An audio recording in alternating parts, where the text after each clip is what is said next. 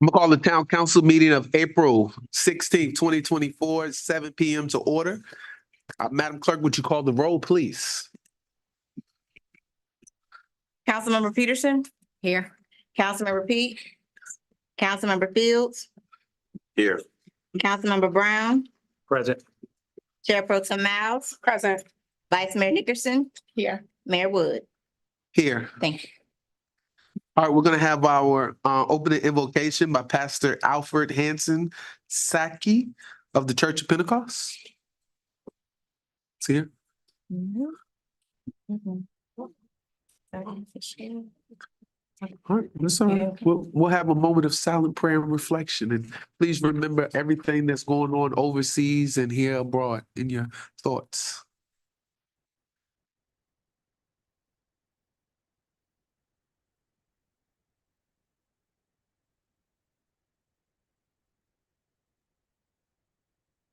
Amen. Please stand as we ask Ms. Reagan to come up and lead us in the Pledge of Allegiance.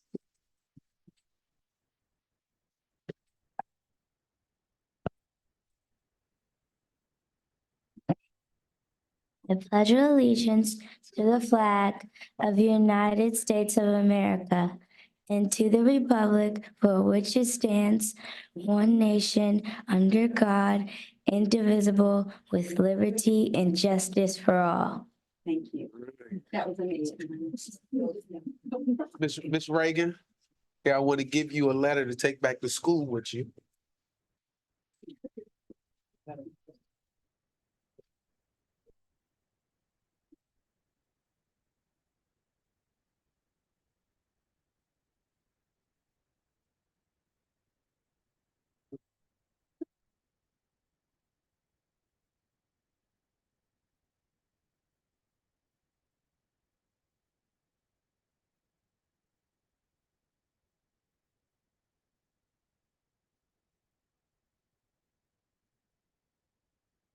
All right, next on our agenda is the adoption of the agenda. Any, yes, ma'am. No. I was just saying, any changes, amendments? Okay, seeing none. I move we adopt the agenda, Mayor. Okay. Second. It's been moved and second. Any discussion on the agenda? Seeing none, Madam Clerk, would you call for the question? Councilmember Peterson? Aye. Councilmember Fields? Yes. Councilmember Brown? Aye. Chair Pro Tem Miles? Aye. Vice Mayor Nickerson? Yes. Mayor Wood? Yes. Motion's passed. All right. Next on our agenda is awards and proclamations. Okay, the first one is one proclaiming April 24th as National Child Abuse Prevention Month. And we've already seen signs and little things outside. It says, whereas children are our nation's most vulnerable members, as well as our nation's most valuable resources, helping to shape the future of the town of Dumfries, and whereas positive childhood experiences like loving caregivers and safe, stable, and nurturing relationships can help mitigate the trauma and negative impact of adverse childhood experiences to promote the social, emotional, and development well-being of children. And whereas childhood trauma can have long-term psychological, emotional, and physical effects throughout an individual's lifetime and impact future generations and their families. And whereas childhood trauma, including abuse and neglect, is a serious problem affecting every community in the United States. And finding solutions require input and action from everyone. And whereas children who live in families with access to concrete economic and social supports are less likely to experience abuse and neglect. Whereas prevention is possible because of the partnerships created between families, prevention advocates, child welfare professionals, education, health, community, and faith-based organizations, business, our law enforcement agencies, local, state, national government. And whereas we acknowledge that in order to solve the problem and the public health issue of abuse and neglect, we must work together to change hearts and mindsets through storytelling and sharing center of needs for families, break down those biases and barriers, and inspire action from expected and unexpected partners in prevention.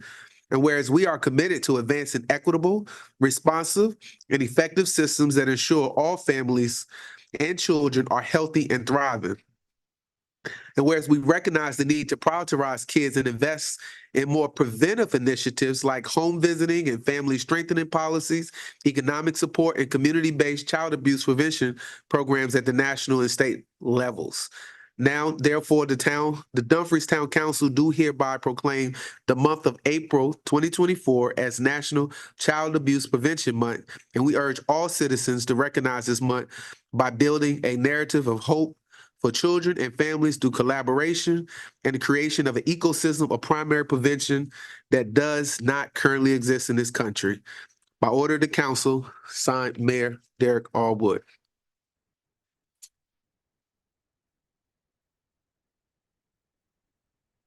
Is there, yes, Mr. Come up and receive the proclamation. Yes. But I was planting the opinions.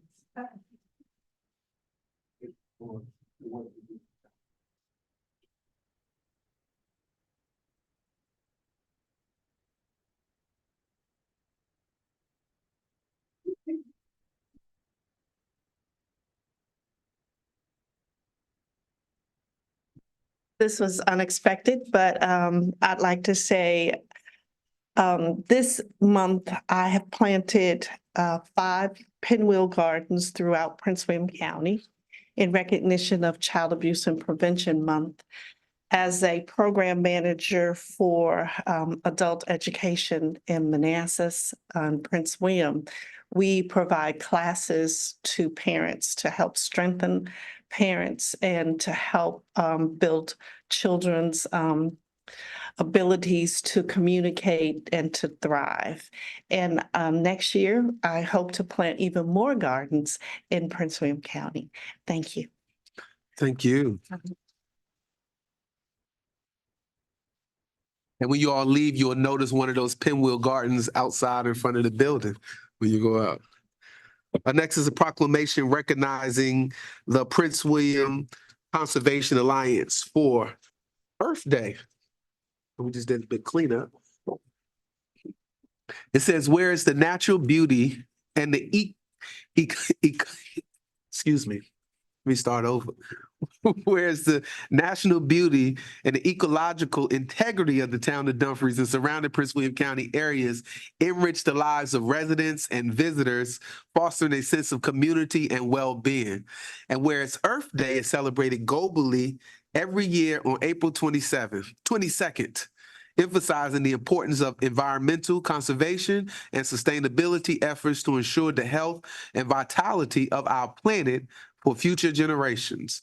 And whereas the Prince William Conservation Alliance has demonstrated an unwavering commitment to protecting and preserving the natural resources within our county through advocacy, education, and conservation initiatives, and whereas their efforts to engage the community through programs, volunteer opportunities, and public awareness campaigns have significantly contributed to the enhancement of local environmental quality, wildlife habitat conservation, and public access to green space. And whereas the collaborative projects and partnerships established by PWCA with local governments, businesses, schools, and citizens underscore the value of collective action in addressing environmental challenges and promoting sustainable practices. And whereas the tireless work and dedication of the PWCA staff, volunteers, and supporters exemplify the spirit of Earth Day, inspiring others to contribute positively to environmental stewardship and conservation in our community. Now, therefore, the Dumfries Town Council do hereby recognize and commend the Prince William Conservation Alliance for significant contributions to environmental conservation in Prince William County and the broader region. Be it further resolved that the Dumfries Town Council encourage all residents and organizations within the town of Dumfries to support and participate in all Earth Day activities and take action year-round to protect our natural environment, inspired by the exemplary work of Prince William Conservation Alliance. Signed by order of the council, Mayor Derek R. Wood.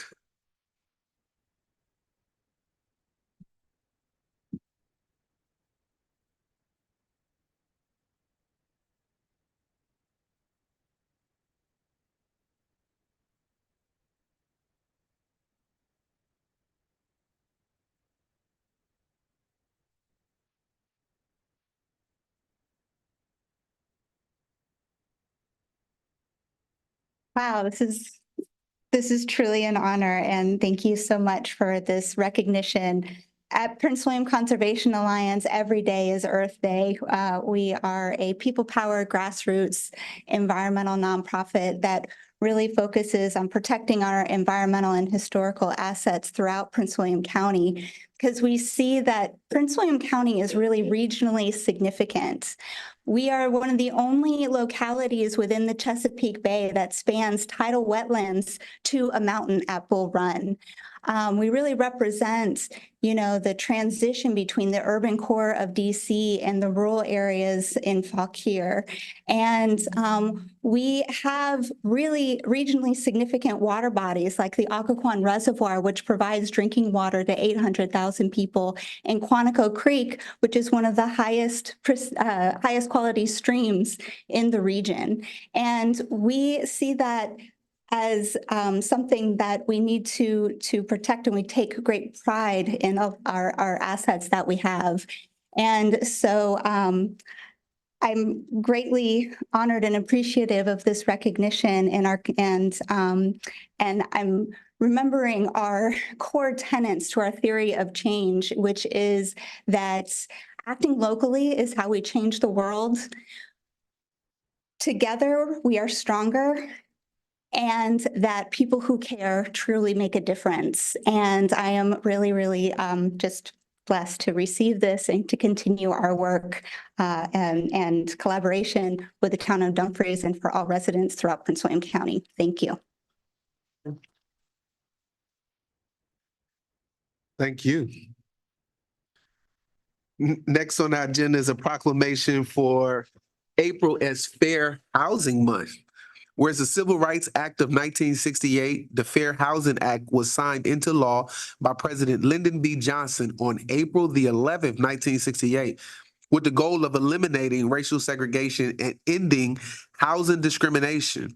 And whereas the Fair Housing Act prohibits discrimination in housing based on race, color, religion, sex, family status, national origin, handicap, sexual orientation, and gender identity, and further recipients of federal funding to affirmatively further fair housing in their communities. And whereas the town of Dumfries is committed to the mission and intent of Congress to provide fair and equal housing opportunities for all. And whereas our social fabric, the economy, health, and environment are strengthened in diverse, inclusive communities, and whereas more than 50 years after the Fair Housing Act was signed into law, discrimination persists. And whereas continued acts of housing discrimination and barriers to equal opportunity are illegal and run contrary to common sense, decency, and fairness, now therefore the Dumfries Town Council do hereby proclaim the month of April as Fair Housing Month in the town, an inclusive community committed to fair housing and promoting appropriate activities by public and private entities to provide and advocate for equal housing opportunities for all current and prospective residents of the town of Dumfries. Signed by order of the council, Mayor Derek R. Wood. I'm going to ask the ladies of Prince William County Association of Realtors to come up.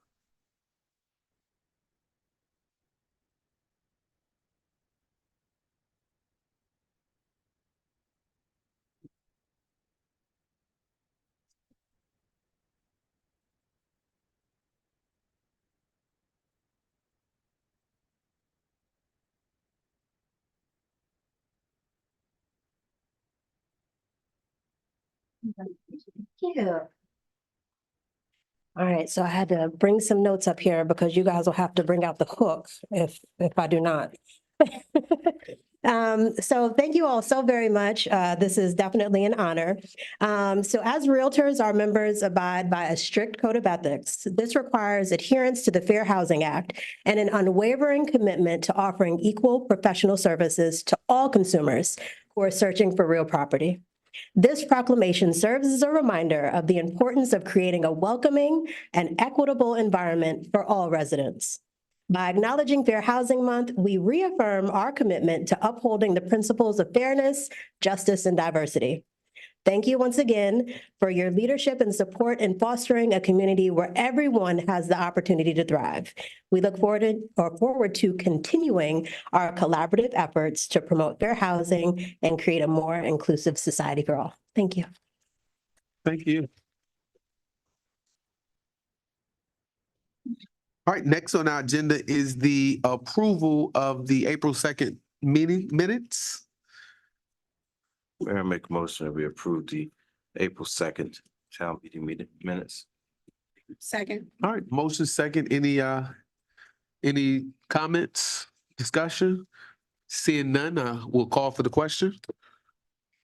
Councilmember Peterson, Abstain.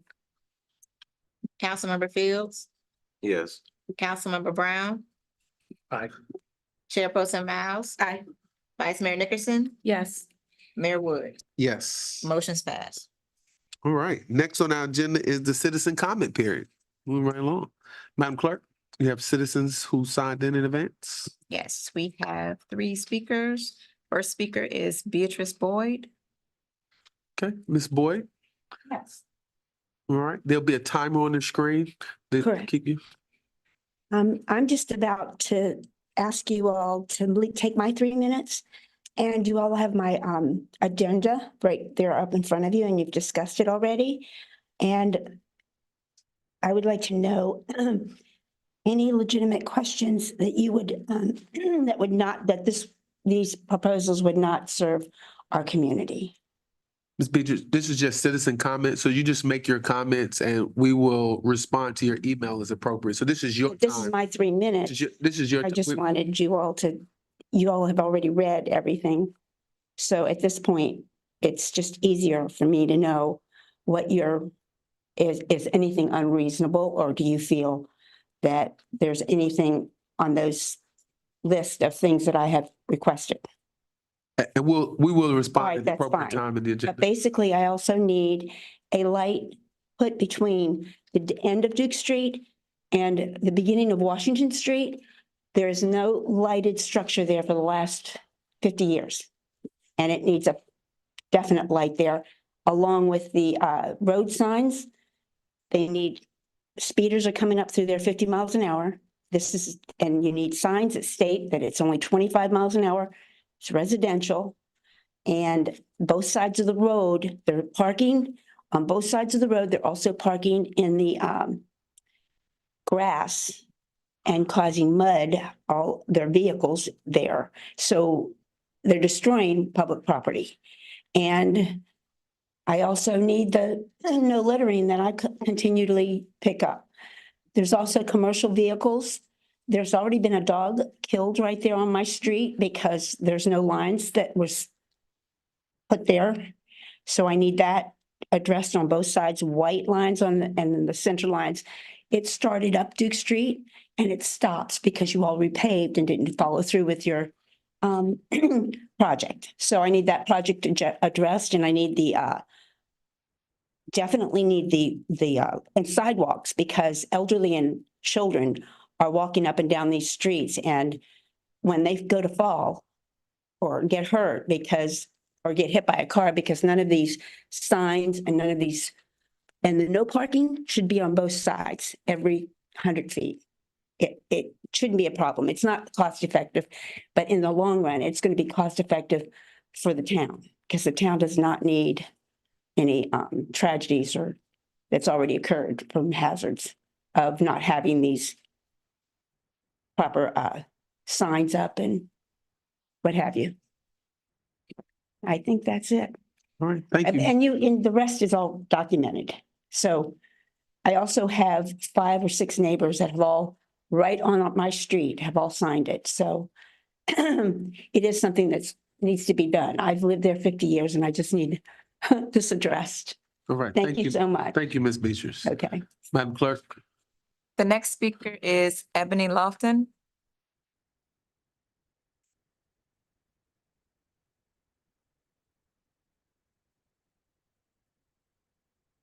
Good evening, council.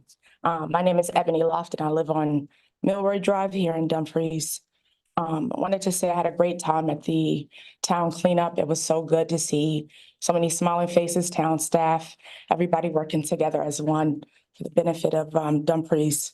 April is Autism Awareness Month. My 4-year-old grandson, who will be 5 in June, has been diagnosed as being on the spectrum. My daughter has done a wonderful job at ensuring that he has all of the resources necessary. He's been recently enrolled in ABA therapy, but it's not enough, right? And so I want to say I appreciate Chair Pro Tem Miles for hosting the event coming up on April 28th. We look forward to participating. I actually had plans that day myself, but they've been canceled, so I look forward to attending. I also wanted to say I really, in the spirit of transparency, I really appreciate the recent quarterly report that shows actuals to budget. It's more detailed. It shows expenses. I think that those of us in the town who are tuned in really appreciate the transparency that is given. And I hope to see more of that in the future. Thank you so much for your time. Thank you. Madam Clerk? That is it. The other person was just for the proclamation. Okay. All right. Did you want to take your 3 minutes now? Yes, Ms. Tanisha. I know. Hey, y'all, hey. Don't start the timer yet, but I am Tanisha, the Chief Excitement Officer of Plan to a T. I am the event planner for the 275th Charter Day celebration. So I am so excited about everything that's going on. We have, we're planned for multiple events. We have several bands that are coming out. We have a magician that's coming out. Councilman Pete, y'all let him know we're working on his zoo. They're petting animals to come through. And we'll have a gala on Friday at the Marine Corps Museum. So please go to the website and check out the links because you are able to purchase tickets as well as find out all of the detailed information for the 2-day festival. And I know that Sunday's Mother's Day, but mothers come out. We will have a special tribute from Ambiance Dance Company, a tribute to the mothers. So we hope that you guys come out to see that. And where's the camera? We will have our yard signs and our banners all over the town. I'm excited about it. Y'all stay tuned. Tell your friends, tell everybody in Prince William County. You said the community thing about Prince William. Come out, girl, come out. Tell all your people to come out. We hope that we see everybody here, the whole town, the council, everybody's working hard to make this a great event. And we really do hope that we see all of you because just know I'll be there all 3 days. And council, is there any questions that you guys have for me? I know I've briefed most of this stuff before, but are there any questions today? I got 1 more minute. Oh, they don't, okay, they won't ask me, just checking. But don't forget the sign. Aren't these cute, y'all? Yes. I know. Yes. I just want y'all to see it. But we do have some banners that are coming up too. So it's really, and Dumfries Elementary, their chorus is gonna come sing as well as Forest Park. And then the junior ROTC, they're gonna raise the flag. Did you know that that's called like a Hilliard or something? I just learned that. They're gonna raise the flag over at Merchant Park. Ooh, and then we're gonna have a horse rider come in and read the charter. He's gonna ride in and then read the charter, the town charter. So I'm so excited about that too. So it's going to be awesome. So again, we hope that we see all of you guys for May 10, 11, and 12. Go to the Facebook page, check out the links, get your tickets to the gala, and show up for the festivities on Saturday and Sunday, May 10, 11, and 12. Write down those dates. We'll see you then. Good job. Well, I hope we all get just as excited as she is about planning it and attending it. Next on our agenda is our town manager report. Madam Town Manager, the floor is yours. Thank you, Mayor Woods. So briefly, you have before you my town manager report. I'm just going to highlight a few things under civic engagement. Tomorrow, the town of Dumfries and the Rose will host a job fair, which is on April 17th from 10 a.m. to 4 p.m. at the Jeff Simpson Community and Cultural Center, 17757 Main Street in Dumfries, Virginia. Also, the town will host a comprehensive plan update, which will be on Saturday, April 20th from 10 a.m. to 2 p.m. during the Dumfries Farmers Market at 17757 Main Street. Also, the town has been selected by NLC to be featured by the National League of Cities to be featured as a part of Phase 2 in the National League of Cities 100th Anniversary Roadshow Tour, which is this week, Thursday, April 18th. The roadshow aims to highlight the unique history of the cities and to help elevate the issues that matter most to your community on a national level. The stop in the town of Dumfries will be for approximately 2 hours, for a 2-hour time frame, as National League of Cities has multiple stops on that day. We will provide a tour of our town hall as well as the Rose Gaming Resort, ending with a reception here at Town Hall. Lastly, we have the second annual autism awareness event, which will be held at Ginn Park, Sunday, April 28th. Mayor, also the police department has had 3 events. One was for a fraud and scam workshop at the Copri Coffee on Route 234. They also did Read Across America at Dumfries Elementary School and a recruiting event at the police department. If you have any questions for me, I'm available. All right, council, any questions on the town manager report? Vice Mayor? Yes, Town Manager, I know that you are now having regular updates or regular meetings with the county executive, and you are meeting with the mayor and I to talk about some talking points. Yes, ma'am. Will those responses from those talking points be included in future town manager reports to share with the council, or will you just brief the mayor and I on the responses? I will brief the entire council on the responses of it. It could be done at the town manager's report, or it could be in my monthly report to council. Okay, thank you. You're welcome.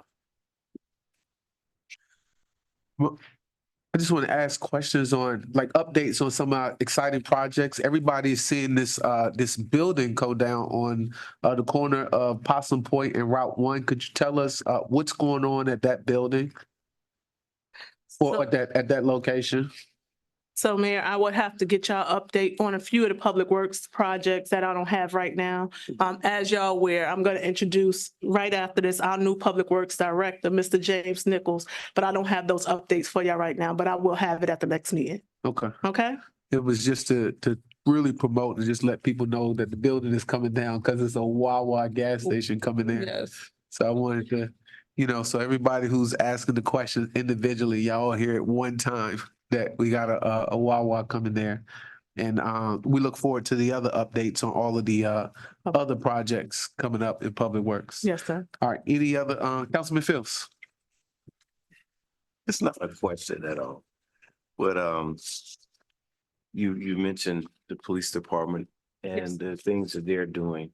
And I think it's wonderful. And, I specifically pay a lot of attention to the police department. I saw the other day, and I didn't know that you were on, I didn't remember that you were on vacation. I called, and the response that the police department did in assisting the fire department with a fire that we had here in town was wonderful. Wonderful response, wonderful assistance. And one of those officers I saw the very next morning, still out there working, doing a great job. So the department is doing a great job. Keep the pressure on them, town manager, because they're making our town look good. Thank you. Thank you, sir. Oh, with that, can you also, I know you probably don't have the answer now, but just, there was a request, people are seeing them during the day, but they really see our bike patrol and they want to see people also at night, if it's possible to get a night walk. Some people requested that in some of those neighborhoods when I was out. Thank you, sir. And yes, another kudos to the police department. We had a big 18-wheeler on Friday take down the fiber optics in front of the post office and 3940 that held up a lot of traffic and took the cable out for about 12 hours. And they were able to assist with traffic and also get get things moving. And fiber optics, they worked all night getting that thing back up. So yeah, kudos again. Town Manager, floor is still yours for your Sure. introduction. So, Mayor, Vice Mayor, Town Council, I am pleased to introduce Mr. James Nichols. He is our newly hired Public Works Director. I just wanted everyone to get to know who he is and introduce him to everyone. Have anything would you like to say anything, sir? The people at home can't see you unless you're sitting over here.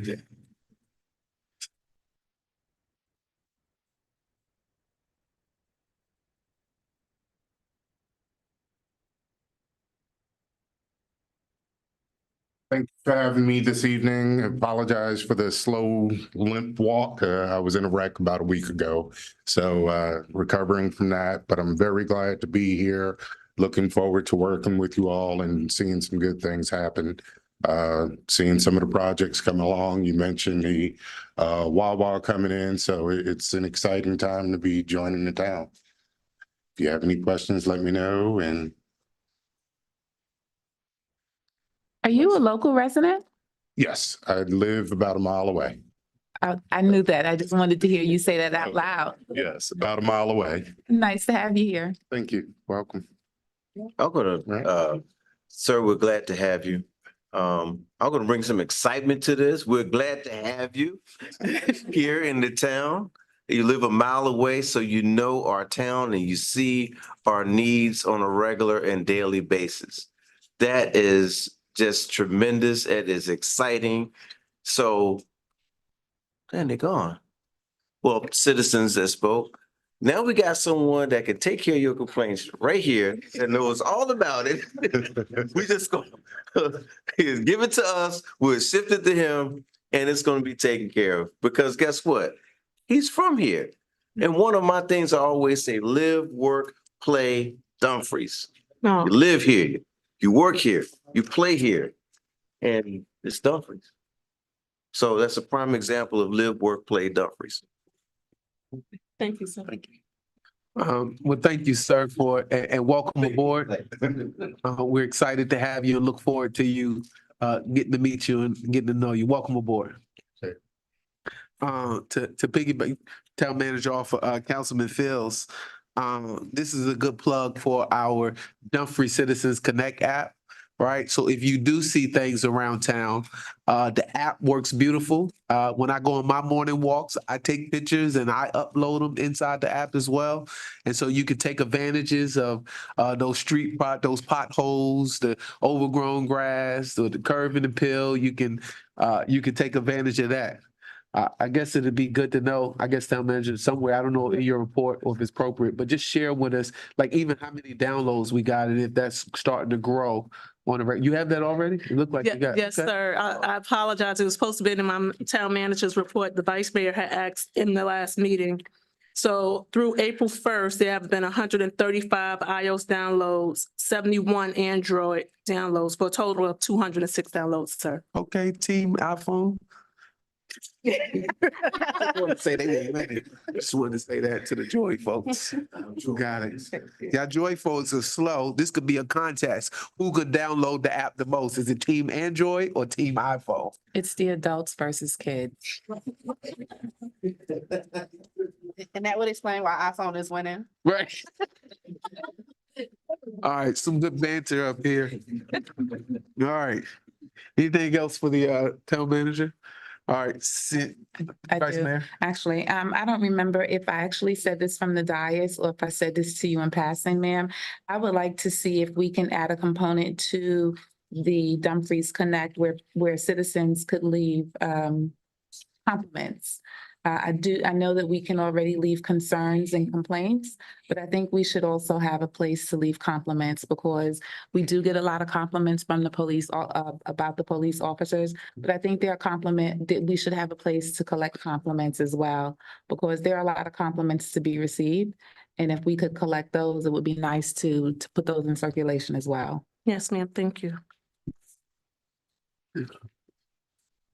All right, next on our agenda is the update and report on our third quarter budget to actuals. Madam Jordan, the floor is yours, our CFO. Good evening, Mayor, Vice Mayor, members of council. This is the third quarter budget to actuals for the town of Dumfries. The first page is going to be each fund. The first one, we have our general fund. As you can see, at the end of the third quarter, we're having a change of $3.5 million to the fund balance in the positive direction. Grants fund is about $49, streets fund $186,000, stormwater $31,000, and capital right now, we haven't really done a lot with the capital projects, so right now we're showing $306,000. We also have the $1 million of ARPA we're going to use at the end of the fiscal year, so that has not been included in this report either. And the 3.6 that was received from CDG has been included in the report. Any questions on the first page? Okay.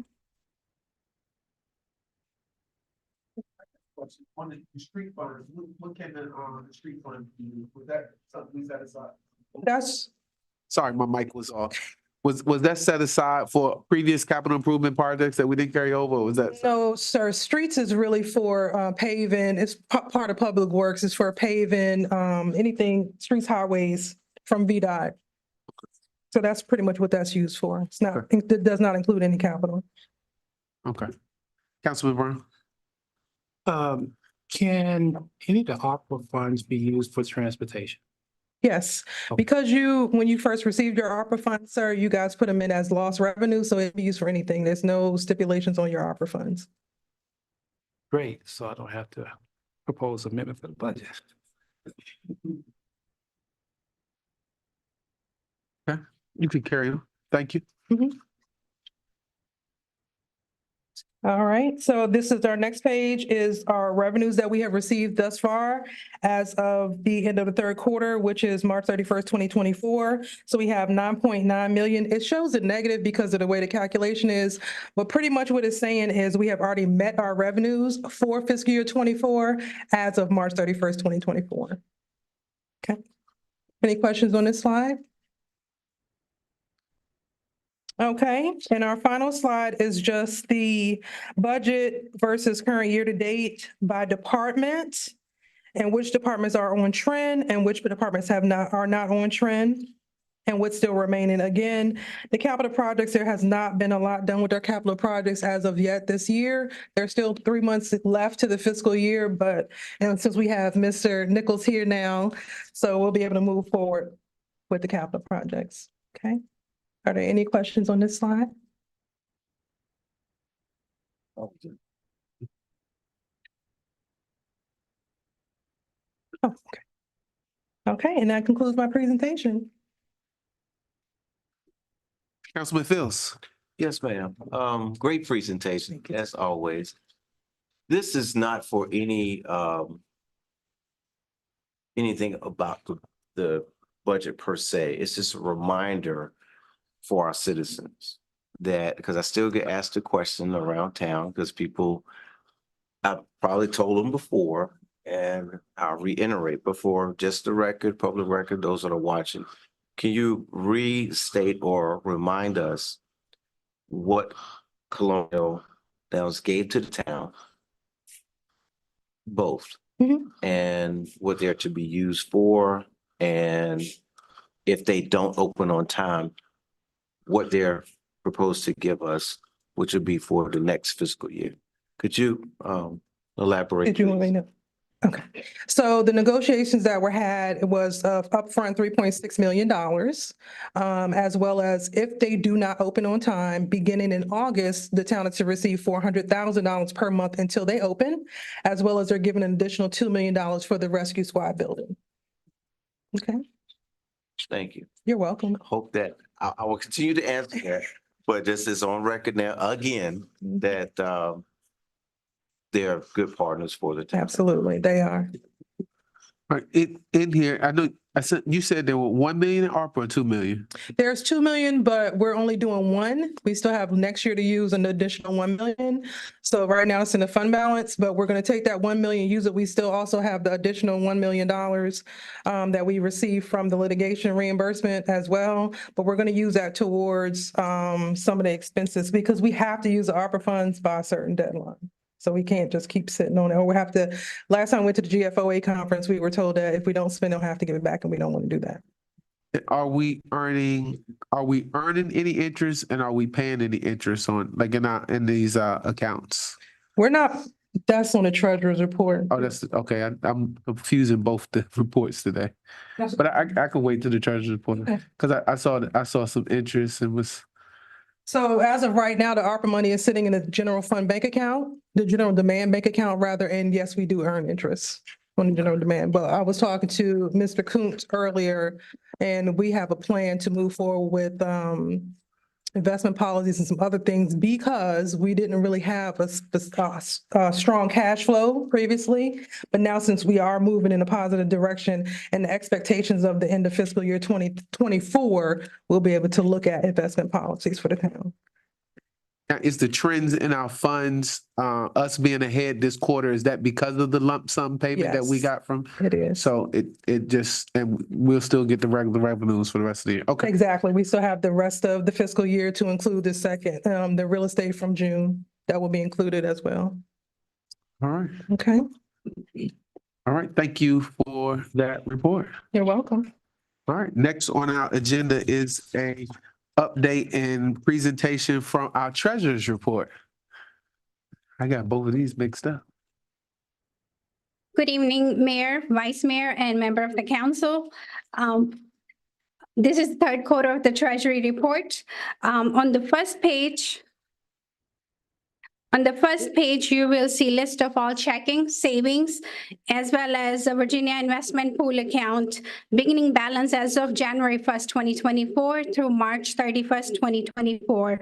All the deposit we have received, all the disbursement we have received, and the total fund balance as of March 31st, 2024 is $11,198,617.30.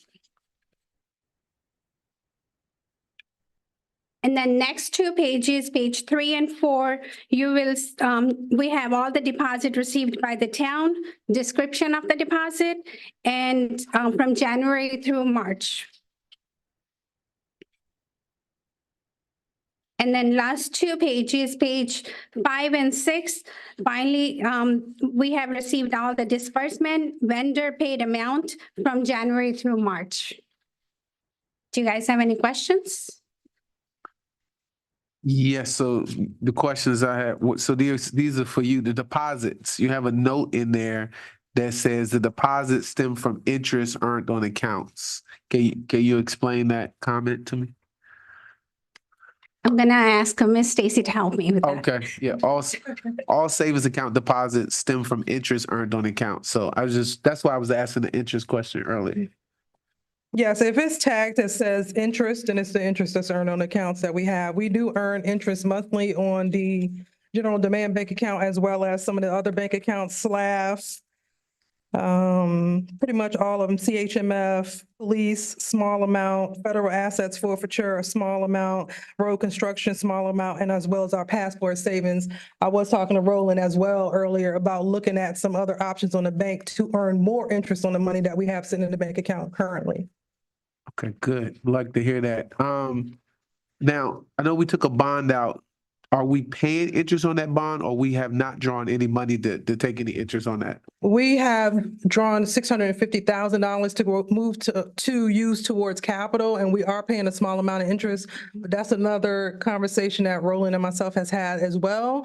And you'll see in their presentation to talk about reducing some of the debt that the town has and how we're going to move forward. But making sure that we're not leaving that 6.5 that we took out in a big lump sum. We're going to move this piece down to the 2 million, and then the 4 million, we're going to extend it over a longer time period, but you'll see in Roland's presentation. Okay, I'll hold all interest questions for our financial advisors. Okay. All right, any other questions? And Miss Karen, thank you for being here. That's our town treasurer, for those who don't know. First time out, we appreciate you. This was well written and well done. Thank you for the format. Oh, Thank you yes. very much, sir. All right. Next on our agenda. Wait a second. All right, we go to we'll bring Davenport up for consideration on an amendment to our Town of Dumfries financial policies. Oh, well, they got things for us. Sweet.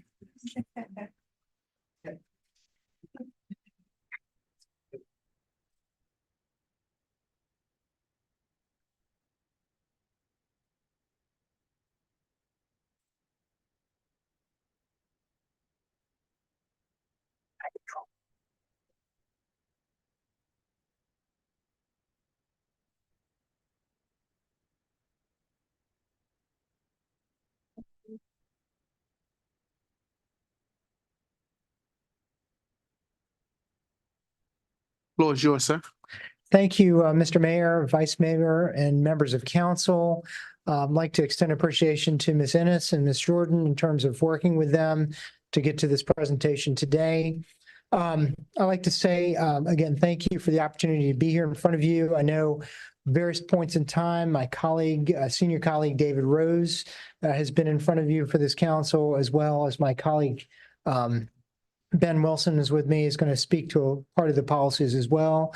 And also on behalf of our junior colleague there, Gracie Kaplis, as well, for attendance here tonight. We're glad to have the opportunity to walk you through this financial policy guidelines overview and discuss not only the new amendment that's being proposed, a very small amendment, but we can also touch on the topics following on that great treasurer's report of next steps, probably next steps in terms of investments, as well as managing the town's debt going forward, because that's all a part of the policies that you'll see in here tonight. Just a little bit of a introduction. It's kind of a refresher and a reminder on how we got to where we are today.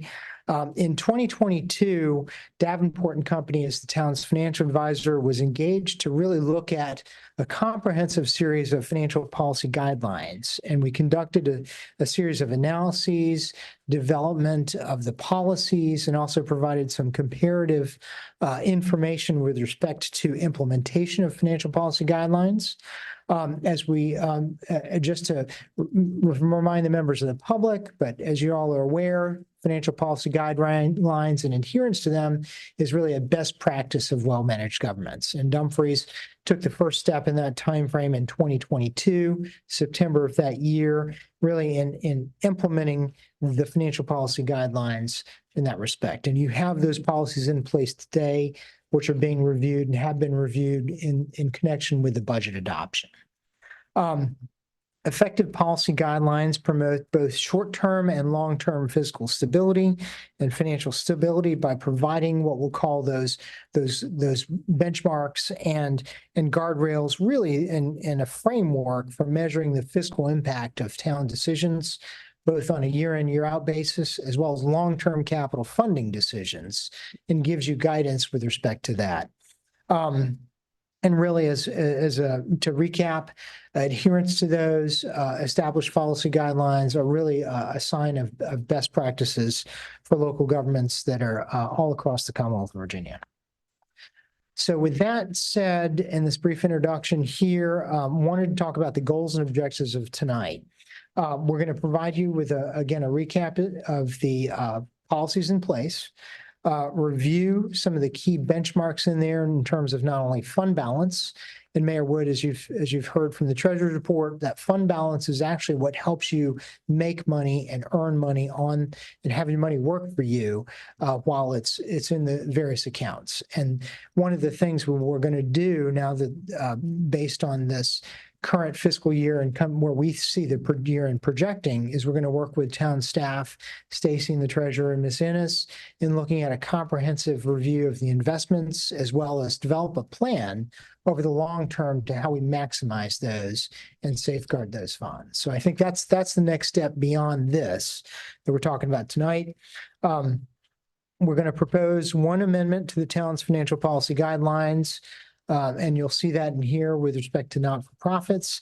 And lastly, we'll touch on the debt that was taken out in 2023 with respect to those notes and where we see potential opportunities to convert that debt and pay off that debt over time. So with that, I'll turn it over to my colleague, Ben, who'll take you the first part of this, and then I'll wrap it up with the debt and the debt policies as well as the debt recap on the 2023 notes. Thank you. So as Roland mentioned, I'm going to walk through sections of the financial policy. I'm not going to spend a lot of time on each one, but this should provide a good overview for you of what's included in those policies that were adopted about a year and a half ago at this point. So starting here on page 5, the first section of the policies is just an overview of the policies with goals and objectives, similar to what Roland just did here, but for the policies. And you can see the objectives there to guide your policy decisions, promote financial stability, and several others there that are important. And that's what these policies are doing for the town. As Roland also mentioned there, the policies would be reviewed on an annual basis, and they have been as a part of the budget process, and that's what's led to this presentation and the proposed amendment that's coming up on a few pages here. Now, the second section of the policy is related to fund balance and reserves. So this ties directly into the treasurer's report and the investment discussion that's been brought up here. As you can see here, the town's policy has really 2 targets. The first is for unassigned fund balance. Now that's fund balance that doesn't have have any contingencies tied to it. You haven't assigned it to something else or committed it elsewhere. These are strictly funds that are your savings account that are used for cash flow on a daily basis. But also can be used in cases of emergencies. The target for that is the greater of $3.5 million or 50% of your general fund's revenues. You can see there, based on the FY24 amended budget, that 50% figure is about $4.7 million. So really the minimum that we want to keep in the unassigned fund balance is that $4.7 million figure based on the 24 budget. Another thing that's mentioned in this section is a budget stabilization fund. We would target that at about 15% of your revenues. That would be really a rainy day fund in case any emergency happens that would require you to have funds on hand to cover. So that's something that we'll talk about here on the next couple of pages as well. Again, what we're really trying to get to with the unassigned fund balance policy is that you all have enough cash flow that you don't need to go and borrow money to pay for daily operations, payroll, and that kind of thing. And really what we landed on there, that 50% level gets you to that achievement or that objective. So again, this would be reviewed on an annual basis, especially when you have large scale things happening here like the Rose Gaming Resort. As your budget evolves over the next couple of years, this is something we'll want to revisit and make sure that it still gives you what you need to have those to operate as you need to. So if we flip to page 7, at the end of fiscal year 2023, your unassigned fund balance was about $3.2 million. Based on discussions with staff, we have at a high level here projected out to the end of this coming fiscal year.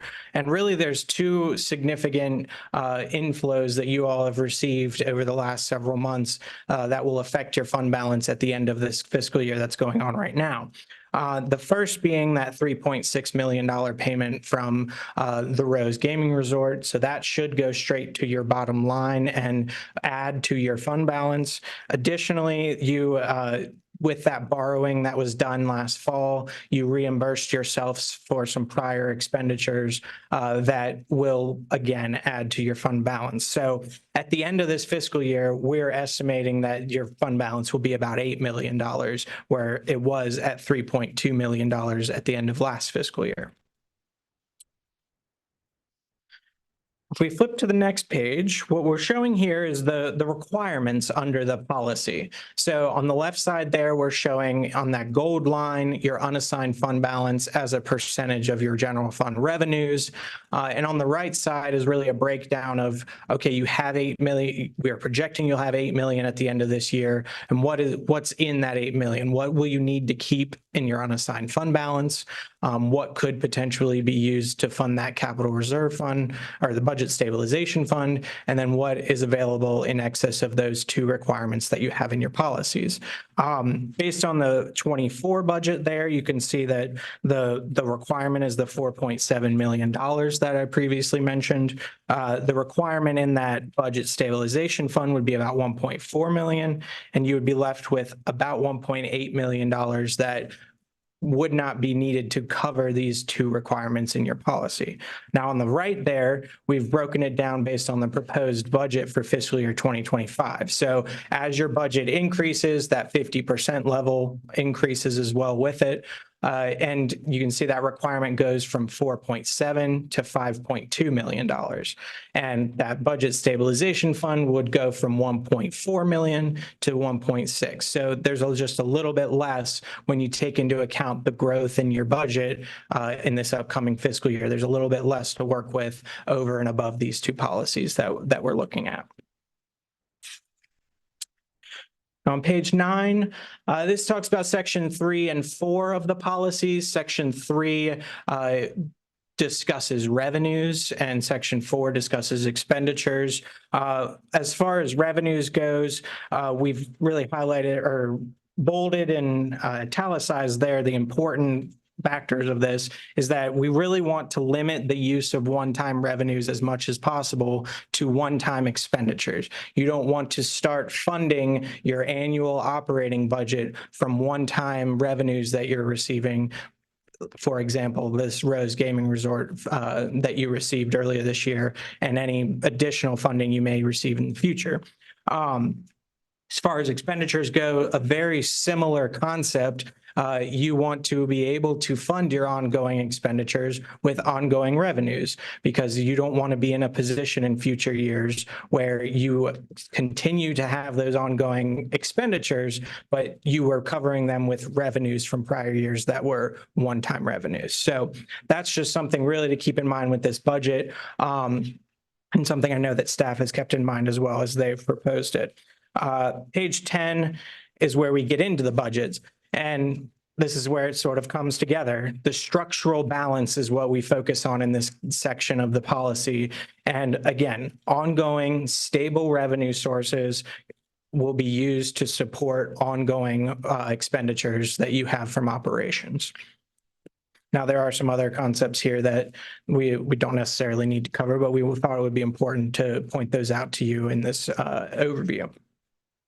On page 11, this introduces the amendment to the policies that we're proposing, and it has to do with nonprofit requests for funding. It really just outlines the process for that.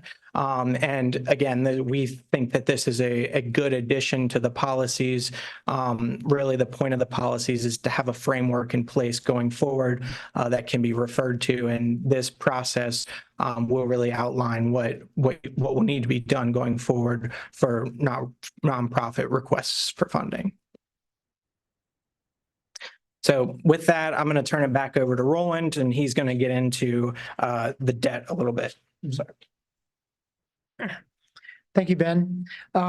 Beginning with section 6, the capital improvement program really is the first start of really the part of the budget that ties into the debt, future debt, and or pay-as-you-go capital from cash one-time sources of funding. And as we say here, the idea here is to have a capital improvement plan in addition to just a 1 year's capital improvement budget. That plan typically is a 5-year plan, with the first year being part of the budget, the remaining 4 years being planning years at which identified needs will be put into the plan. And also, to the extent possible, once we get to the point where we've stabilized with recurring revenues as well as debt that we're going to be permanently taking on projection wise, then we can put into place a true sources of funding matched to uses of funding to target when prioritized projects would be put into place. And that really is the concept of this capital improvement plan, capital improvement program section of the financial policies. So what you would typically expect to see then is with every budget, a real capital improvement plan that would ultimately have both funding sources and funding uses. Section 7, debt, the debt policies. The debt section really talks about the reasons for and the needs for and the rationale for both short-term debt as well as long-term debt. Short-term debt is similar to the notes that I'll be discussing on the next couple of pages that were taken out last year. But then long-term debt is also long-term debt that permanently finances or puts into place a repayment structure over what we'll call 10 to 20 plus years. That is to say, for long-lived assets that you would want to permanently finance and spread those costs out over multiple generations. Such things could be investments in land, investments in facilities, be they public safety facilities or administration facilities or parks and rec facilities. The debt policy does refer to a few things here, specifically structure of the debt, method of issuance, disclosures, if any need to be made to certain parties, outside parties, and refinancing parameters. One of the things that comes with debt is the ability to also refinance it from time to time as interest rates change. So that's built into your policies as well. What you see on the right-hand section of this page is the current debt structure of the town's debt. What we'd like to point out is the most recent issuance of the $6.2 million notes that were in late 2023. That principle is not reflected here, but I'll talk about the next steps for that principle and what is potentially contemplated. But what you see here is the interest expense or the recurring part of that debt that's already built into this. Mayor Wood, you have a question? Did you say 6.2 million? 6.2 million. I think okay, carry on. Yeah.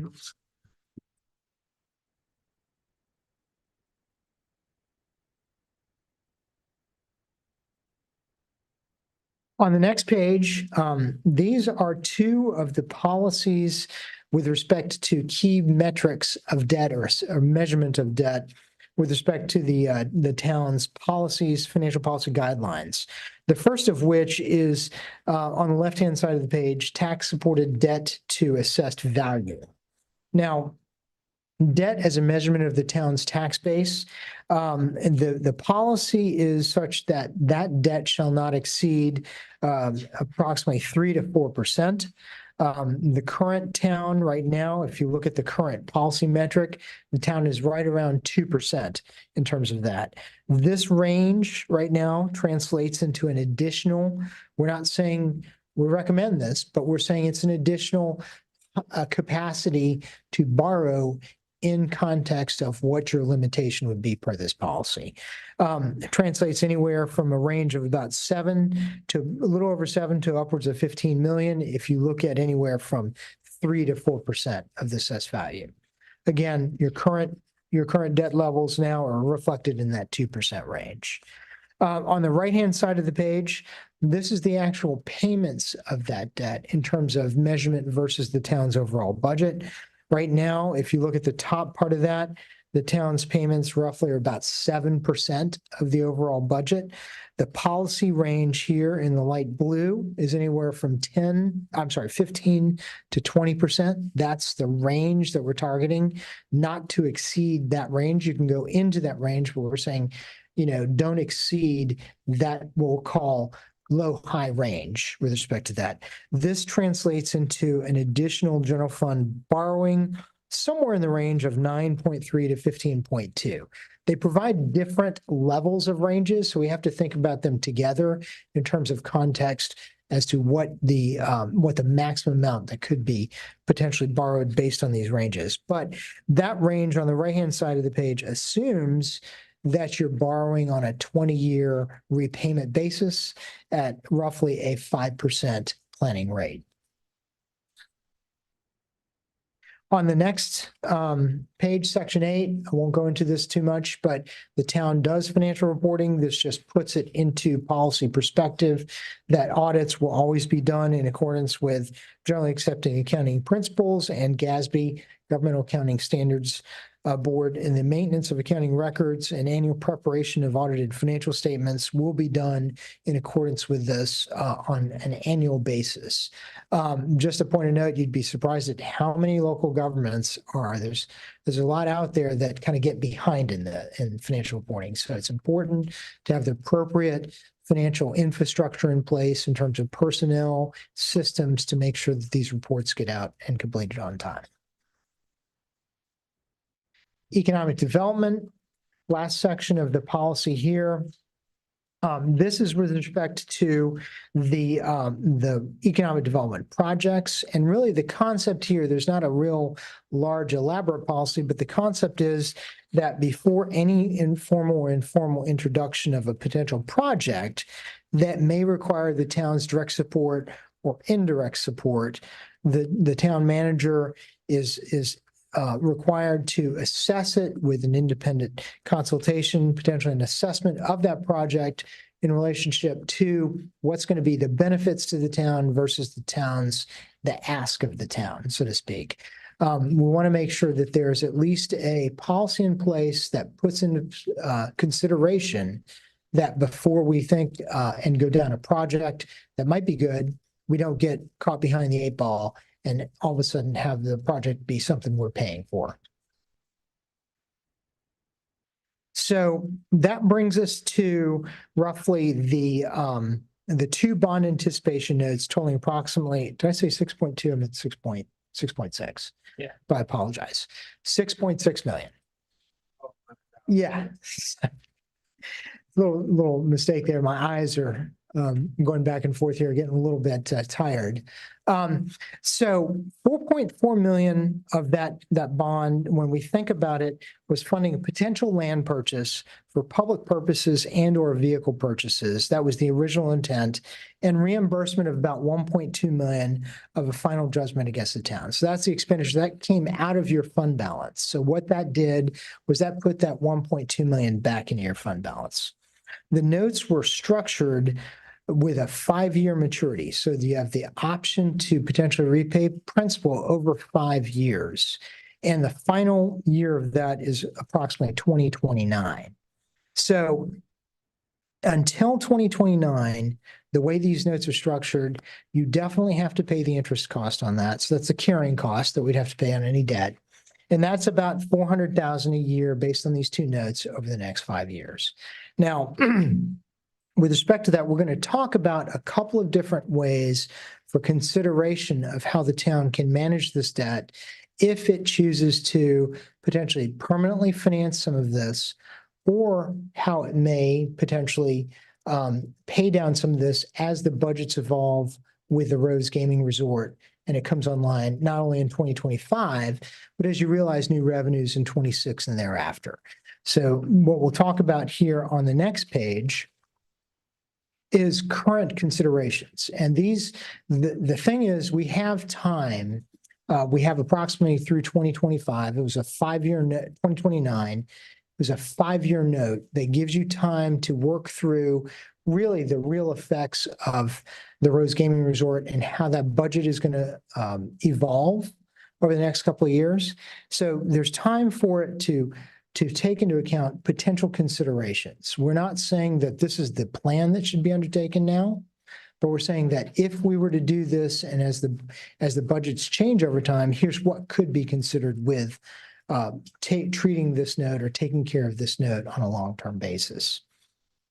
So if we look at about 4 million of this note as being potentially suitable because it's funding a land purchase, if we say about 4 million of that is potentially suitable for long-term financing, that it's going to be ultimately converted to a long-term town asset, then that 4 million we can think about as being converted to a permanent financing, long-term permanent financing. So what that means is that 4 million right now, interest only based on the note, is costing the town about $200,000 a year on a temporary basis. But once it's converted, potentially, if it is converted and not paid off from surplus cash flow in future years, but if it's converted to a long-term debt that would be associated with a long-term asset, such as land, then the town could potentially repay it over 20 years at an interest rate estimated about 4.5%. What that means is that $200,000 interest expense is then converted to at about a $300,000 budgetary impact. So the annual impact would be $300,000 over 20 years.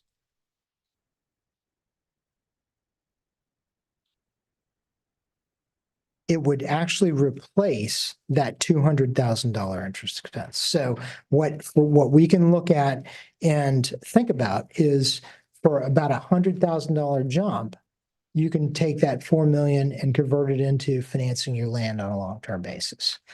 Now, the alternative is if what happens if the Rose Gaming Resort, once it comes online, and we know we're going through a transition year where it's going to be the first year in FY25.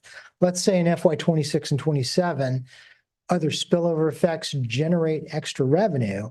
Alternatively, you can pay some of that down as well. So there's that option, and this was set up with that intention to think about it from that perspective. The same holds true for the 2.6 million. If we think about the balance of this note being potentially suitable for short-term financing, well, we already have a 5-year short-term financing in place. If we're paying interest on it, but we can potentially pay that down over time. If we were to look at beginning in FY26, let's say we have the budgets get settled in, the Rose gets up and running, we have additional spillover impacts, we have extra cash flow to pay that note, that $2.6 million down, then we can think about an additional $650,000 a year over 4 years, totally extinguishes that 2.6 million. So there's potential to do that. That effectively functions as our short-term financing for those what we'll call shorter-term projects. So in looking at this, what we would recommend is really looking at the future budgets, 25 being the first year, but that's the start of it. To the extent things bear better than expected or better than budgeted in 2025, that is, you have surplus revenues over and above what was budgeted because revenues came in better than expected. Budgets held true in terms of the expenditure side. We've met all our fund balance targets based on the monies that are in place. The town could potentially consider allocating some of those, what we'll call those revenues over expenditures in 2025 and in future years to help pay down some of this debt. The debt that potentially may not be suitable for longer term 20-year financing. So leaving you with next steps, we would go down this list in terms of looking at considering the adoption for the amended financial policy guidelines, incorporating the request for the not-for-profit for funding. Revisit the unassigned fund balance after the completion of 2024. Again, we're looking at these policies, and these policies are a living, breathing document designed to be revisited every year. So as we think about the completion of 24, look about where those projected unassigned fund balance is going to be and how your policies buckets are filled on the reserve side. And then ultimately coming back and thinking about a plan for the repayment of the notes over the 5 years, or including permanent conversion to long-term financing for long-term assets. That is definitely an acceptable means of treating that debt and looking at it on a long-term basis. Next steps as well, once we get those fund balances put into place, again, as Ms. Jordan and the treasurer had indicated, looking at an investment approach, developing a plan to make that money, the fund balances work for you while it's there. It's not only a safeguard to help you cash flow, but it's also there to help you offset and provide earnings to help offset some budgetary expenditures as well, especially in today's interest rate environment. And lastly, continuing monitoring progress on the Rose Gaming Resort, and hopefully all that comes together in a bigger picture of how we go forward with fiscal strength and fiscal health and preserve the town's good fund balance and position going forward, which will ultimately potentially set you up for positioning and obtaining a investment grade bond rating. So that's where it's all leading to. All right, so I just want to get some clarity on a couple of things. One, let's go back to the $6.2 million bond. And Ms. Jordan or our treasurer can help us out. Did we draw down is our fund balance reflecting that money, or have we not taken that complete loan out? Because I'm trying to figure out where all of we haven't taken all that money out as a loan. Okay, can you explain that to the public? So I want to clear something real quick. Miss Karen, you said fund balance, but what was shown in treasury report is what is in the bank account. That's not the fund balance. The fund balance was referenced on the ACFR at the end of fiscal year. Okay. So the 11 million is the general demand bank account balance. That's what's everything included, all the bank accounts that we have. Okay. Doesn't include. No, it does not include the SNAP account, which is where the 6.2 is sitting at. Right now, we have a separate account called a SNAP account that houses this money until it's going to be used. The only amount that we have taken out thus far is the $650,000 that was going towards the account. Yes, that's it. So that's what I wanted clarity on, because when I heard the 6.2 and I saw the bank accounts, and I was like, well, where is this money being That's reflected? us totally separate. We're keeping that piece separate from everything else. Okay, that I think that helps out, and that can shape the questions coming from the council here. We wanted to start with that 6.2, and the 650 went to pay off the lawsuit. No. The 650,000 was used for capital projects, so it was. Come back. All right, next on our agenda is a public hearing for consideration of an ordinance approving amendments to Chapter 70 zoning, Article 1 and 5 of the Code of Virginia, Town of Dumfries, relating to the amendments to allow relocation of a lawfully erected billboard sign subject to a highway realignment or condemnation. Mr. Tabor, the floor is yours. Thank you very much. Honorable Mayor, Vice Mayor, Chair Pro Tem, and members of council.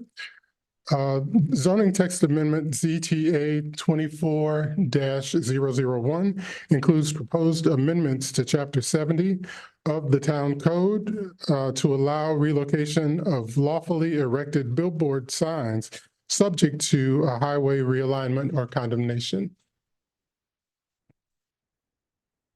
The proposed amendments would add to Section 70-14 of the Town Code, L, relocation of a lawfully erected billboard sign, notwithstanding Section 70-582 and Section 70-14, except that an electronics display sign shall continue to require a sign permit as provided in Section 70-14B.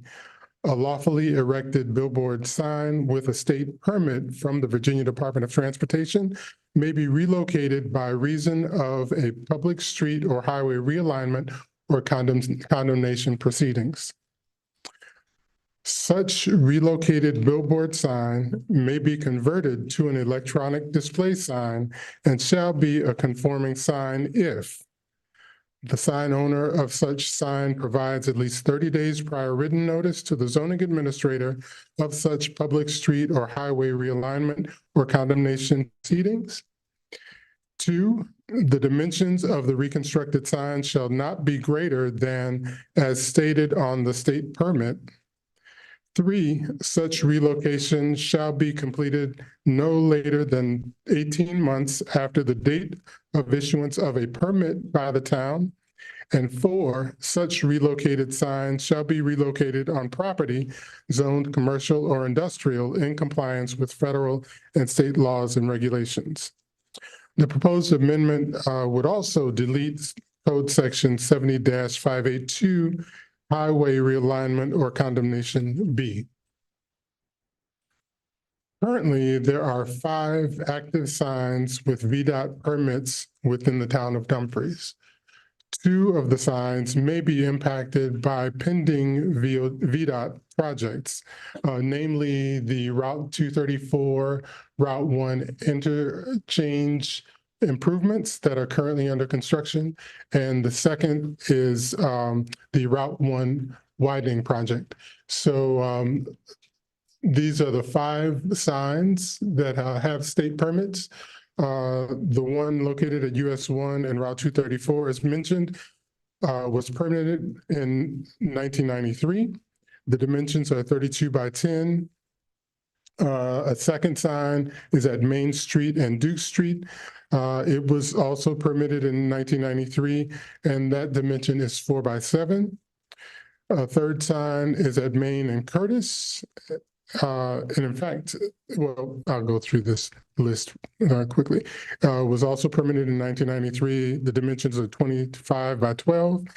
A fourth sign at US 1 and Dumfries Shopping Plaza, permitted in 1993. The dimensions are 48 by 14.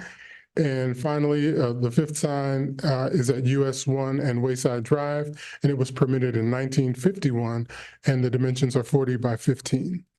So this is the sign that's at Route 1 and 234 near Old Stagecoach Road, and the one that's impacted by the Route 234, Route 1 interchange improvement project. This sign is located at 18035 Tebbs Lane, and it's near the intersection of Tebbs and Main Street. This is located at West Main and Duke Street, and it is a small sign owned by a church. This sign is at 17901 Dumfries Shopping Plaza, and it is at the shopping plaza and Route 1 or Fraley Boulevard. And finally, this sign is located at 17090 Wayside Drive at the corner of Wayside Drive and Route 1. This is a plan that illustrates the current and proposed relocation of the sign that's at Route 234 and Route 1. And this is an illustration of the proposed sign with the same dimensions, or within the dimensions that were approved in the VDOT permit. In conclusion, the Planning Commission voted to recommend approval of the proposed code text amendment during the April 8th, 2024 meeting, and staff recommends approval of the proposed code text amendments. Mr. Chip Dix is here. He represents the applicant, and Mr. Brian Prater is also here, and he represents the owners of several of the other billboards. We're happy to answer any questions, and thank you. Mr. Tabor, what are the permit fees associated with these banners? And were they paying an annual permit fee, or was it just a one-time permit fee? Because we're looking at 1993 that they got the permit. So was it a annual permit fee? My understanding, it was a one-time permit fee to the state to get approval and the permit to construct the billboard. And so now we're telling them to come back and get a permit. What is our permit fee? So the town of Dumfries has a sign permit. Okay. And that's for any sign that's constructed in the town. And it's, so the billboard is going to be considered a sign? Yes, it is. And so would it be required now, and I don't know if this is a good place to put it, so is the sign associated with a business, or the sign is just associated with just a billboard? These particular signs are off-site standalone signs. So the business is not associated with the town of Dumfries. So the Dumfries wouldn't get any revenue from the business that has those signs there? No. Certainly the property owner would pay property taxes. But the business who is advertising and collect monthly revenue, because there's kind of like no business. The business license you're saying is not in town, but they get a sign permit, but no business is associated with the sign. Okay, I just wanted to make that, because I've been always trying to figure that out, and today the light bulb came on to why we don't get any revenue. Okay. I will hear from if anybody else has any questions, Mrs. Davis' report. Oh, Madam Attorney, you want to add to that?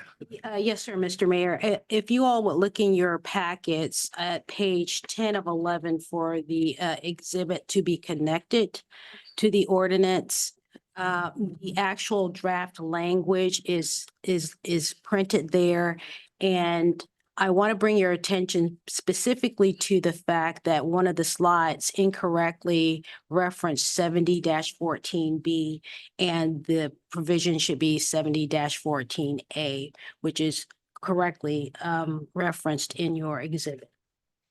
Other than that, that's all I want to bring your attention to. Thank you. So let me ask you your legal question on the billboards and the business.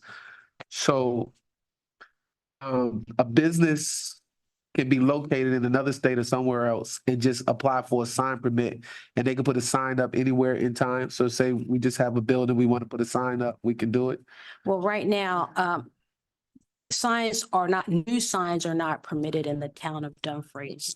This provision goes to those that were already lawfully erected, other words, grandfathered in at the time you decided to no longer allow signs. And so there won't be any new signs. It just means that the ones that are already here, if they have to be relocated due to condemnation or a road expansion like we're undergoing in certain places now, if they have to move, they are permitted to move and become lawful.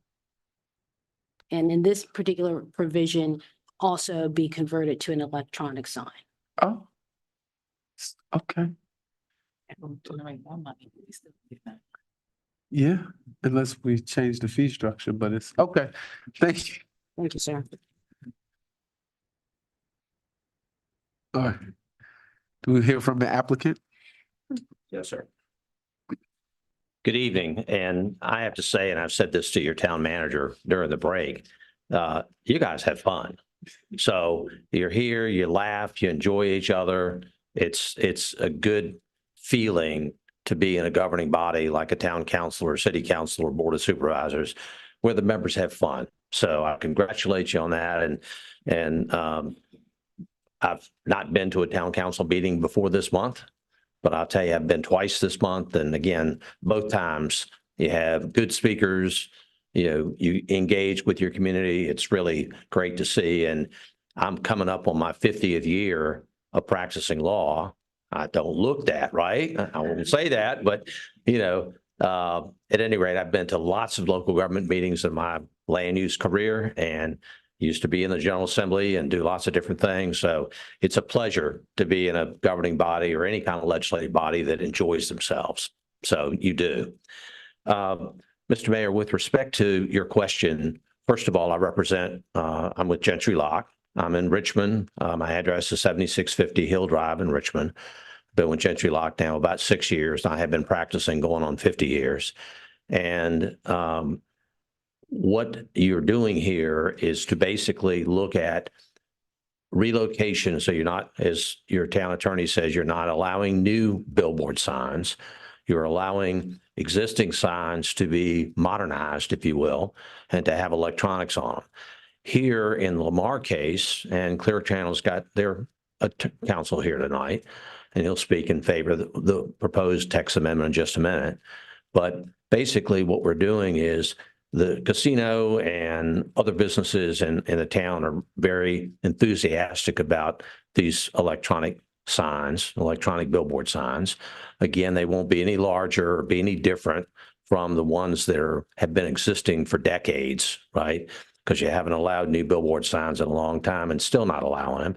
All you're doing is allowing modernization so they can be electronic. At the planning commission, we heard from several planning commission members about the fact that they were concerned that if one advertiser would go on a static billboard and they'd get the vinyl and put up on top of the vinyl, or they'd put another apparatus up to keep the sign up, then one person or one business would rent that sign for a year and nobody else could get on the sign. One of the things about electronic signs are that you have in Lamar's case, and I know in Clear Channel's case, they do something similar. If you think about a 1-minute rotation of signs, first of all, there's a state and federal law that says you can't have flashing signs and all that kind of stuff because it's driver distraction. The second thing is, though, that what Lamar does is our advertisers want to have their ad up long enough to be seen. So what we do is we sell 10-second slots. And doing math, Mr. Mayor, as you said about math earlier, right? Then what you're really looking at is you're looking at 6 10-second slots. And so what Lamar does, and Clear Channel does the same kind of thing on their digital billboards, is we work with localities to provide public service ads. And so one of the things that both companies you'll hear from us tonight, what we both want to do is to be engaged in the town spirit. You know, that's a lack of a better word to say, engaged in the town spirit. And so the one thing great about digital billboards is that we can work through the town manager and we can agree on what ads you want up, and we can pipe those ads through our computers direct to those billboards and add when you want to have an ad on a field day or a special day or anything else. We can work with the town, and that's on a gratis basis for those ads, for public service ads. So billboard companies do that. And what we do is we want to be engaged and be good community partners with every community where we have structures. So in terms of business license, so with respect to that, in terms of a sign permit, we'll pay the sign permit fees because they're set by ordinance, right? With respect to a VDOT permit, we have to get a state VDOT permit on every outdoor advertising sign in Virginia. So we'll get our VDOT permit. We've had a tremendous time working with Reggie and with Sandy as we've been working through, the ordinance to make sure it got right and covered everything and addressed the issues that were discussed at the Planning Commission, and to make sure that things were just so, and quite frankly, it was narrowed down to just highway relocations. So it didn't create an explosion of billboard signs or anything like that. So we've tried to address the ordinance in a very precise way so that it achieved the policy objectives. Likewise, basically allowed the relocation of existing signs, and then with highway realignments. And other than that, basically what we're doing is we're not upsetting the world, and we're bringing a value add to the community in terms of community engagement and advertisement. So appreciate, I've followed Davenport for decades in terms of meetings, and they're always engaging, but I've got some time on my iPhone while I was looking at that. But appreciate being with you tonight and happy to answer any questions. So let me make sure I heard you correctly. Yes, sir. Since you're not paying us an annual business fee, you're offering to give the town at what's that word again? What's that word? This is a new word in my vocabulary. Yeah. Gratis. So there's no charge to the locality. I wanted you to say that because that's a new vocab word for me. Well, we're tracking the same way because, what we can do with a static billboard, somebody's got to pay for the vinyls and attaching. And if it's a bucket truck that has to go up, it costs personnel costs and everything else. With a digital billboard, what we can do is send the messages direct. We can get them direct from your technology system into our technology system. We can be responsive. And again, we've got 6 10-second ads in the case of Lamar. And so that's something where in terms of impressions, as they call it in the advertising industry, we can give you a number of impressions in a given week or a given month. And this billboard will be in a key location at the new intersection of 234 and Route 1. So it'll be a prime location to be able to provide that kind of ad. The Clear Channel structure that's being relocated is up a little bit in a different place. And so you'll end up having, 2 locations where you can get public service ads from each company. So it's a good thing. So it's gratis. It won't cost you anything, won't cost the town anything. And quite frankly, we can be efficient with that. Now, this is recorded on the record, but Yes, sir. I got you. but I just, do we need to include this in the ordinance? Because if somebody else comes and buys this company, will that still be a part of this, this deal on this ordinance? Do we need to put it in the ordinance, or is this, So, this is, or Mr. this, Mayor. this is just a gentleman's handshake? Is that what this is? well, I know we don't say we don't do that. it's not a handshake, but let me say this. Okay. Lamar and Clear Channel are the largest outdoor advertising companies in the United States. And Lamar happens to be the largest at this time with the most sign faces. And so companies give their words in these public hearings. And I can assure you that every one of you here will remind me and remind Lamar that I've made this commitment. So, and I've made the commitment with the authorization of the Senior Vice President Lamar. So otherwise I wouldn't be standing up here because I can't do that myself. And I know you understand that. Absolutely. We'll hear from the Clear Channel rep. Great conversation. Thank you. Did you have anything to add, sir? If not, we'll go to public hearing. Thank you, Mr. Mayor, Vice Mayor, mayors, or members of Town Council. Brian Prater with Walsh Colucci Lubelai here tonight on behalf of Clear Channel, as you know, and just want to echo Mr. Dick's commentary and also just express our support. We thank the town attorney and town staff for working with us throughout this process and are very happy to have this come forward. And thank you for all your efforts. All right, council, seeing no further questions, I will now open the public hearing on this. Madam Clerk, did anyone sign up to speak to the billboard relocation? Yes, Ms. Ebony Lofton. Okay.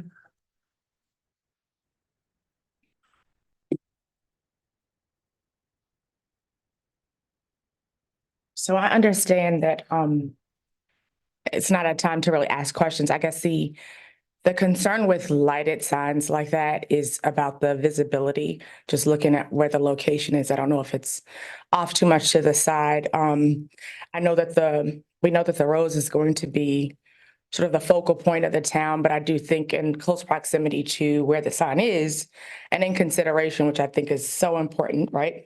For the public service announcements or things that the town wants to share. Some of us in the town are a little bit resistant because we want to see a small town like this stay a bit more traditional, but the only constant in the world, of course, is change. So it sounds like a great thing for the town, but I'm not sure if the opening part of Mayor Wood's comments about signs and businesses was directly related to this or something else.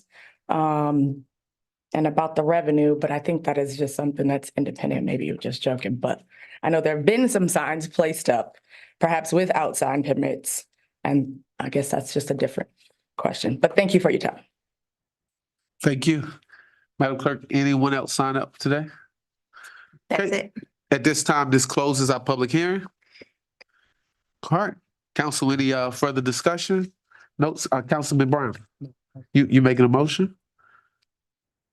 What are you doing? Okay.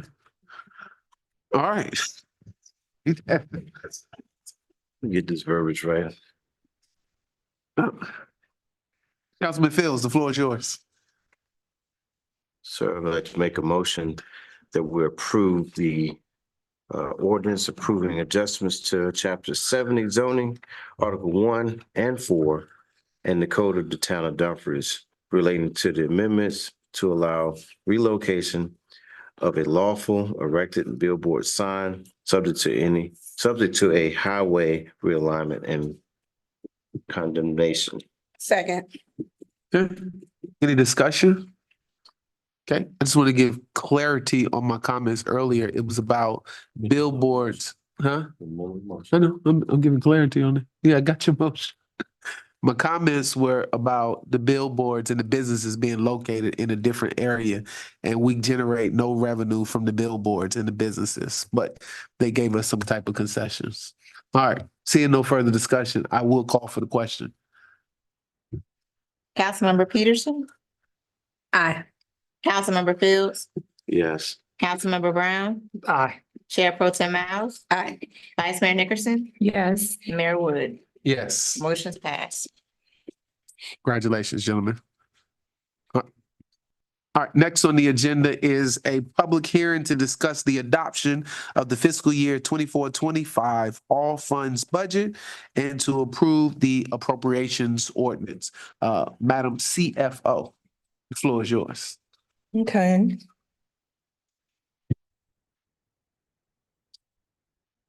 On your screen, you have the ordinance making the appropriations for the fiscal year 25 budget in the amount of $11,072,340.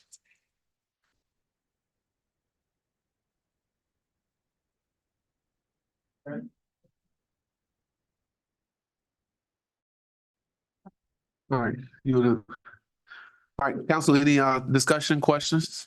Chair Pro Tem? Yes, thank you, Mr. Mayor. I'd like to propose an amendment to the non-departmental funds. And I would like to add Divine Inspiration Dance Studio in the amount of $10,000. They were left out in there. So I just want to make sure that we get them in there before we finalize the budget. Okay. And I also like to add number 9 to the capital improvement plan to what is the language? To add the capital improvement for future financing of public property for public purpose use. Future purchase of property for public use. In the amount of the $4.4 million that was in our Davenport presentation. For clarification, there'll be 2 amendments. Yes. We make a motion on that for both at the same or need to be separate? Well, we have to have the public hearing. I'm sorry. Yes, so we were just, Going too fast. we said have public hearing. Okay. Any other discussion? On it? Okay. But at this time, I will open up the budget discussion for public hearing. Madam Clerk, anyone signed up to speak to the budget, the expenses, the fee sheets, all of that other good stuff? No speakers. All right. Members,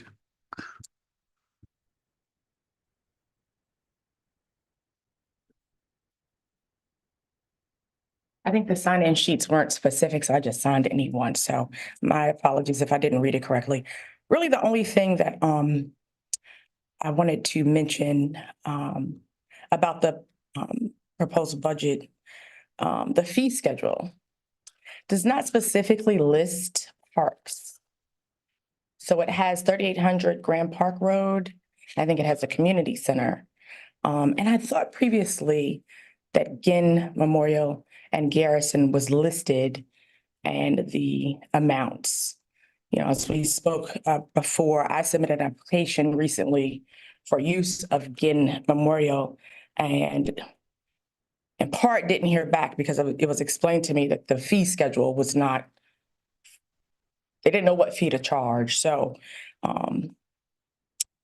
the other thing I was going to ask about, but I think that the gentleman from Davenport did a really good job at explaining about the bond anticipation note. And I appreciate the questions and the repeated explanation, Mayor Wood, about the amounts that were dispersed and things like that.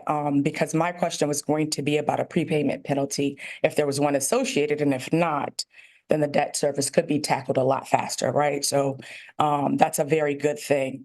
And particularly, though this is not exactly with the budget, but it's very good that there's discussions about bond rating. As you heard him mention, that is also actually a source of revenue for the town in the purpose of issuing bonds. So it's everything that I see. I think it's a really well put together budget. And I really appreciate Ms. Anderson.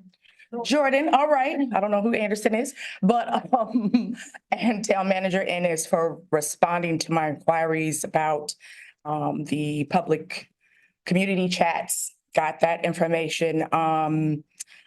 The only other part that I would like to throw out there for future is, and I see the timer, with the parks and civic engagement, which is very exciting, and the time that we don't necessarily know, I guess, as the council will decide about the rescue squad. I've read articles about certain communities that have basically, if you can't get Muhammad to the mountain, you bring the mountain to Muhammad, and towns and local cities have opened their own grocery stores or had, like the town, there's plenty of vacant property here in the town. What if we had a temporary yoga studio that once people started using it, then maybe businesses would come. Lastly, I would say it would be great in future fiscal years to work towards a tax abatement. I think as it more needs to be realized with the revenue anticipated, but I think that could also be great for the citizens. Thank you so much for your time.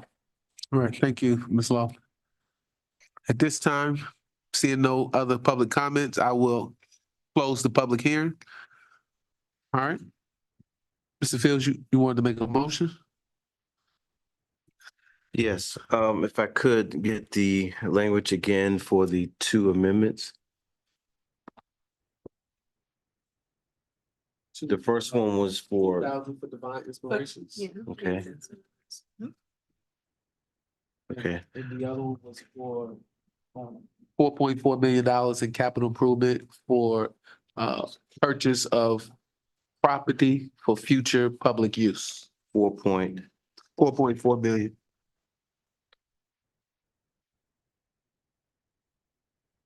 okay, I'll try to get this right. I make a motion that we amend the budget to add $10,000 for divine inspiration dance team for the budget, and also to allow 4 million to be allotted for future capital improvement. Yes, ma'am. Okay, you want $10,000 for non-departmental to be added for Divine Inspiration, and $4.4 million to be added to CIP for a future purchase of property for governmental purposes or governmental uses. Got it? Okay, rephrasing the motion. Again, 10,000 for divine. What is the name of the? Divine Information and Inspiration Center of Arts.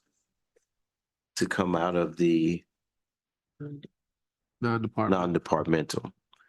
And the 4.4 million for potential land purchase for public purposes and vehicle purchases. That is the motion.